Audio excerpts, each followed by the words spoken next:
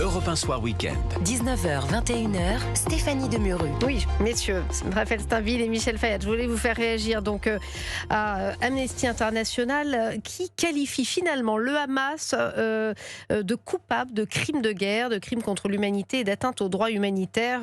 C'est ce qui est ressorti d'un rapport publié le 11 décembre. Alors c'est assez cocasse, je dirais, puisque cette ONG avait qualifié de génocide en décembre 2024 la guerre menée à Gaza par Israël. Comment on explique cette conclusion maintenant d'Amnesty International qu'on n'attendait pas forcément là, Michel Fayad? Parce qu'en fait, Amnesty est un peu bloqué, coincé parce qu'il y a des journalistes arabes qui commencent à dire qu'ils sont menacés, torturés, voire tués par le Hamas.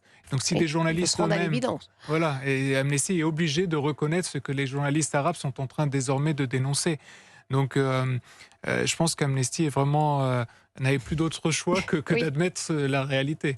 Oui. Plus de 2 ans après les massacres du 7 octobre, Raphaël Steinville. Je note d'abord que c'est un rapport qui est écrit en écriture inclusive. La deuxième chose que je note, c'est qu'au-delà du fait que ce rapport soit très tardif pour reconnaître les crimes contre l'humanité du Hamas, il se contente finalement d'accuser la branche armée du Hamas et d'autres organisations terroristes palestiniennes d'être coupables de crimes contre l'humanité, mais il se garde bien finalement d'accuser plus largement les Gazaouis qui ont pour une grande part participé au pogrom du 7 octobre. Moi, c'est ça qui me trouble dans la manière, parce que ce n'est pas seulement l'organisation militaire du Hamas qui s'est prêtée à ce massacre absolument odieux. Nombre de civils ont participé à ces atrocités. Mais il y a un tabou sur ce sujet, hein. Vous ne l'entendrez pas. Hein. Et en l'occurrence, ce sont des membres du Hamas. Mais le Hamas, c'est une organisation qui n'est pas seulement militaire, c'est une organisation qui a une emprise sur l'ensemble de la bande de Gaza, avec quelques exceptions, quelques résistants, mais c'est d'abord le Hamas en tant qu'entité à la fois politique et militaire qui est responsable de crimes contre l'humanité et non pas seulement l'organisation militaire. Michel Fayad. Oui, une chose, c'est qu'il n'y a pas d'aile militaire et d'aile politique. C'est de la foutaise qu'on nous raconte en France ou en Europe.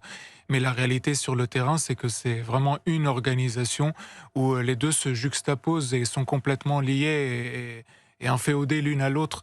Donc en réalité, on parle d'une organisation terroriste où il n'y a vraiment aucune différence entre le politique et le militaire. Et il n'y a qu'Amnesty qui veut faire cette différence réelle.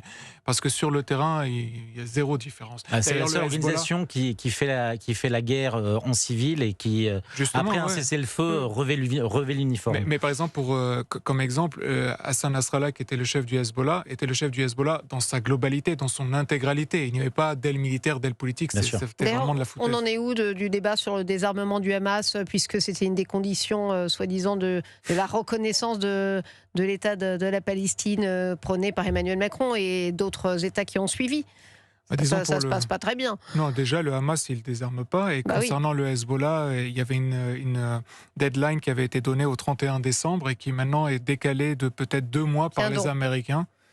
Enfin, tout ça, c'est quand même grave parce que ce sont les Américains qui ont causé ces délais. Parce que les Américains ont arrêté les Israéliens quand ils se battaient contre le Hezbollah il y a 1 an. Ce sont les Américains à nouveau qui ont arrêté les Israéliens contre l'Iran. Et ce sont également les Américains qui ont arrêté les Israéliens face au Hamas.